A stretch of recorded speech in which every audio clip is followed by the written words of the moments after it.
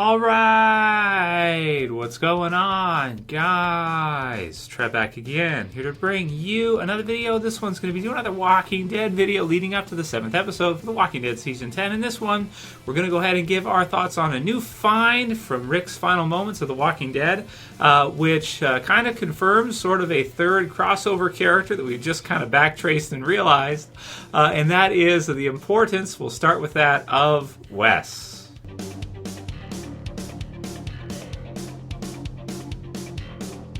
And as per usual, I'll put the link in the description so you guys can go ahead and check this one out from comicbook.com. It looks like it has just sort of been discovered from Rick's final moments in Rick's final episode, What Comes After, of The Walking Dead Season 9. So this one is really, really crazy, and I think it gives us a bit of a sneak peek into the future for the Walking Dead universe, not just in the original series, but probably more importantly, also in Fear the Walking Dead, because of course, Wes is introduced as a character after this actually happens. So this one is pretty interesting, at least in terms of our timeline. So let's go through this, right?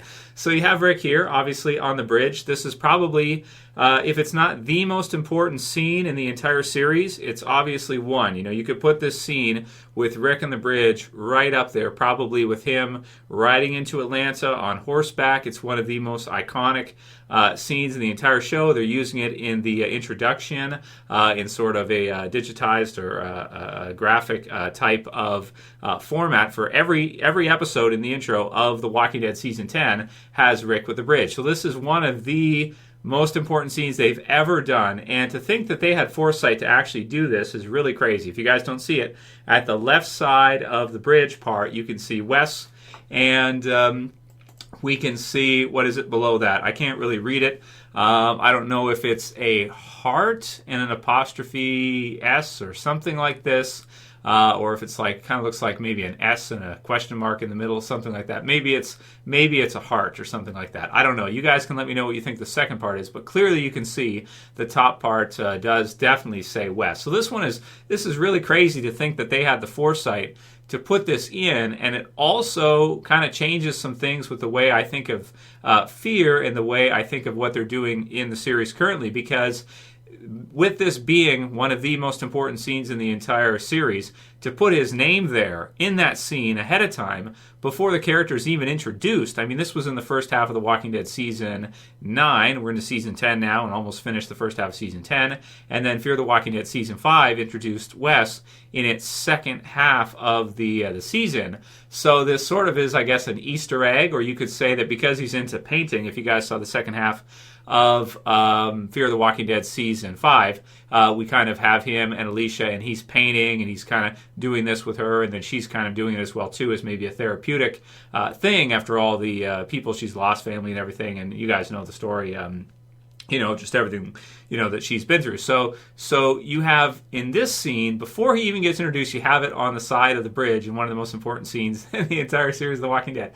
So this one's really crazy to think, and no wonder why we didn't notice it at first when you first watched it through. It's because you didn't even know who the character was at that time. He hadn't even been introduced yet. So it's really nuts. Sometimes I'm just amazed by the amount of detail and the amount of things they put in, and the foresight that they have. I guess Gimple, whether you like him or hate him, you got to admit the guy's a freaking super genius, right? He certainly is. Like, to put this in ahead, and they probably hadn't even cast him yet, and then they cast him after probably, and then he was in the second half of Fear Season 5. So this makes him, I think, a way more important character, and it sort of confirms him as probably the third crossover character, because we had Morgan crossover, we had Dwight crossover, and now we're finding out that Wes was at least at that location to be able to do his graffiti, I guess, or put his name on the side of the bridge, which sort of connects him from the original series. Now, was he in and around the group? And it's funny because when I gave my thoughts on the character for Season 5 of Fear, I said that he was more like the characters from the original Walking Dead,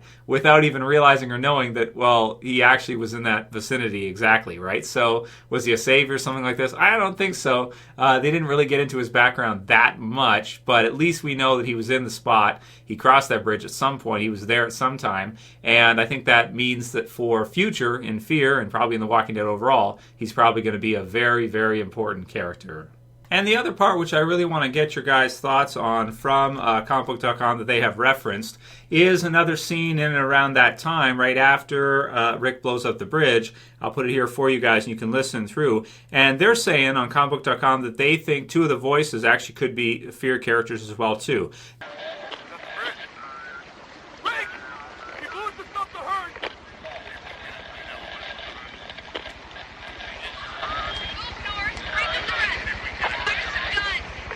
Now, I think this was kind of caught in about June. The date on it, I think, is back in June. But I think I blew it off right away. I don't remember exactly when we were doing videos on it and what we kind of said about it. But because it was Rick's final episode, I wasn't even thinking about, them having Fear stuff in Rick's final episode. It was such, a huge moment and everything like that I never really would thought that they would even try to connect it. But they do sort of hint at or say from comicbook.com that they think maybe the voices that you hear about Rick blowing up the bridge could possibly be Dwight and Alicia. Now, you guys can listen to it through a few times, and I really want to hear your feedback on this one. The first voice being male, he blew it to stop the hurt or something like that. It sounds a little bit like Austin Miller. It doesn't sound that much like him, but they might have adjusted kind of the voice so that it wasn't so obvious that maybe it is. At least they're saying that maybe it is. The second one does kind of sound like Alicia, but I'm not sure because it's kind of like when she says north or whoever it is.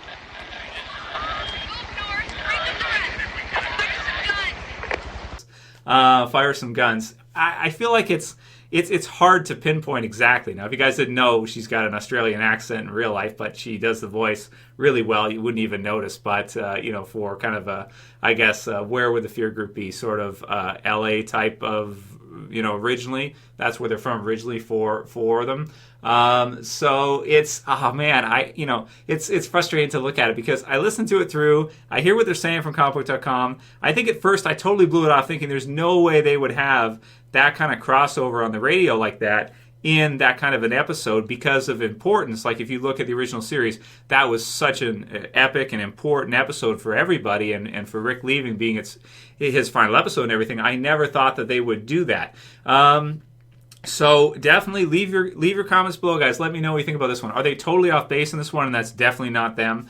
The first voice is Dwight. It's like, I feel like it's probably not him. But the second one is like, it does kind of sound like her. I don't know. But radio can be confusing, and sometimes when they do it, they adjust it and it's scratchy and everything. So it's really, really hard to kind of make out. Even if you've seen someone play a role for 5 years and you hear it, it's like kind of, but you just can't, like, I just can't place it. Like it's close, but I could see it go either way. It's hard to kind of go by. The fact that they have Wes's name on the bridge, though, I think does add a little bit of credibility to the theory, and it's just, I can't believe that they would even put that there. They would even have that in so far ahead of time, knowing what they're going to do. But like I said, with Gimple being kind of a super genius, it seems like they're kind of setting things up for down the road to do something, like a big kind of crossover event or something like that we might eventually see between possibly all the series, even Walking Dead universe included, the new series that they're going to do included as well as them being part of the community. So I look forward to that in the future. If they're going to do some kind of mega crossover thing, however he coordinates that and he does Easter eggs for it and he sets it up or whatever, that's very cool. But does that mean that the Fear group actually, if it's true that they actually came to that location and saw what was happening, or there was a whole bunch of walkers around, so they had to kind of pull them in a different direction, or they were there at that time? Now, in terms of timeline, it could actually fit because Morgan leaves, and then, it's a bit tricky to say for timeline. We'd have to look through it. But Morgan leaves at the end of All Out War, and he goes for the run, and then he goes into Fear Season 4, goes all the way through Season 4, and now we've seen all the way through Season 5, ending with Virginia. We don't hear his voice on the radio, so, oh man, I hope he's going to survive when he comes back in Fear Season 6. I hope he makes it, but you don't hear his voice on the radio if that's what they're going for. So I don't know, man. It would fit in the timeline somewhere there. But then the other thing is the original Walking Dead series is so far ahead into the future that it does make sense that at some point Morgan and the others, or maybe Wes too, might want to return to that spot to see if some of the groups around there are still around.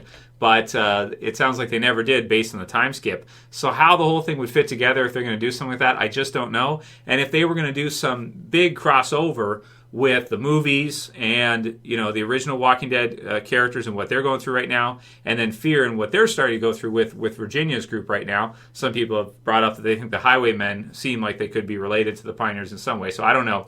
It's hard to tell ahead of time, like which ones might be crossovers, which ones aren't, and how many they're going to do, right? I mean, you know, you don't want to have, you know, like everything be, well, maybe you do. I don't know. You guys can let me know what you think about that one too. So it's interesting stuff. I think it's kind of early days to see something like that. But certainly for season 6 of Fear, when you're looking at Wes, you know, you got to think that, okay, you know, he's probably going to be a more important character. He's probably not going to be somebody they're just going to kill off in like a little bit. And he'll probably be somebody that for at least maybe a few seasons or a while, if Fear gets like up to a season 10 or 8 or 9 or whatever, which it might, you know, based on kind of the way AMC's setting things up. We'll have to see. But could become, you know, a really, really important character down the road. Especially if they're going to put his name in there, in Rick's, like, in that, such an important scene at that time is really crazy. Let me know what you guys think about all of that. And I'm telling you, the thing is, though, is like if you don't watch Fear, right? So for a lot of people who don't watch it, maybe it doesn't mean much to you, but you know, I mean, you might want to check it through if you can check it out. You kind of want to see kind of the whole picture, and if they eventually do the mega crossover where you get, you know, like all 3 series combining for a season or for a movie or something like that, then you kind of have to watch all of them to kind of get it. I mean, you probably skip a few episodes here and there if you want to, but if they're going to cross everything in together at some point in the future, which kind of Chandler Riggs' theory is that that's what they're going to do, and he might be right, then you know, you kind of have to watch each one, even if maybe you don't like some parts of them or whatever. We'll see for the new series how people respond to having that younger kind of core cast of characters, like a teenage type of age range for them, and how people respond to that. So we'll do a few comments for today or questions for the Q&A, and then we'll be back probably tomorrow night with the review for episode 7. The first one, Savage Rictator says, surely Aaron knows the illness came from the contaminated water and yet is nowhere to be seen. It seems rather strange he hasn't gone back and warned them, but we saw in the preview pictures that he's with Gamma there somewhere, so he's in between. Gamma might be keeping him busy.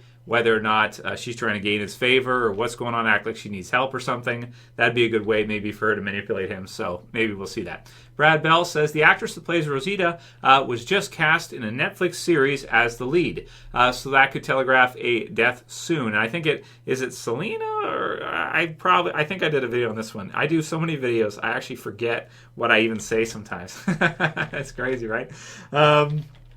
But is that what it was? Is it Selena, like the musician, that type of thing? She'll be great at that if she was actually cast that. And I think he's right. I do remember seeing something like that. So does that mean that Rosita will be killed off because she's going to go and be lead in this other series?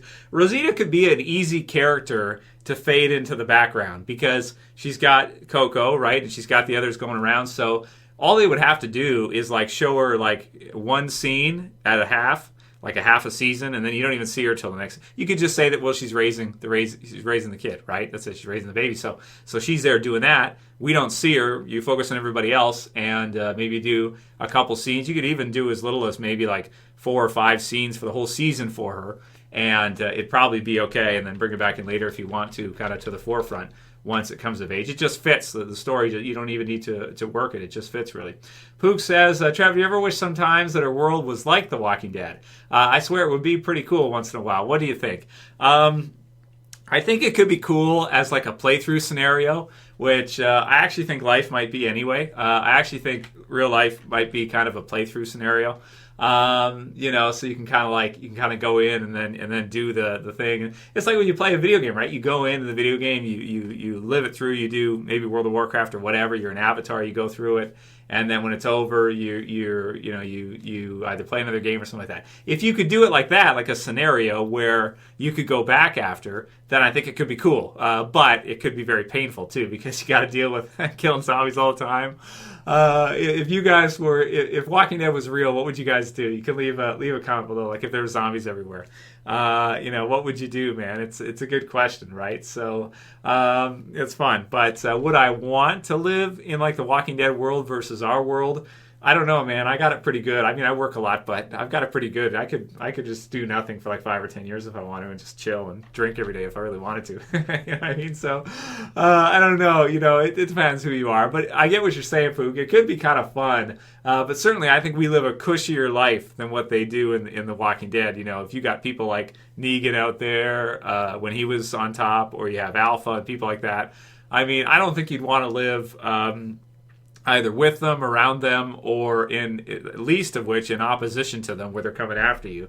That would not be any fun. So as like a scenario simulation type of thing, that could be okay, but I don't think you'd want to do it permanently. And I think that if you did do it, you come back to real life here, and you'd be like, oh man, we got it pretty sweet, right? So, but it could be kind of fun, at least in an adventure kind of way, like if it was real, you know, that kind of thing, and that was real life, then I think that could be, it would at least be interesting. It would at least be a fun kind of journey, unless up until the point where you probably get killed, because most people die, right? So you get bitten or die or razor wired if Alpha's involved or whatever, right? So or Lucille if Negan's involved. Jack Goldberg will have our last one, who says, I don't trust Dante. Why the hell hasn't Aaron said anything about what he saw Gamma doing to the water? So I don't think Aaron's returned yet. I think he's still in and around there, and we're going to see that in this episode.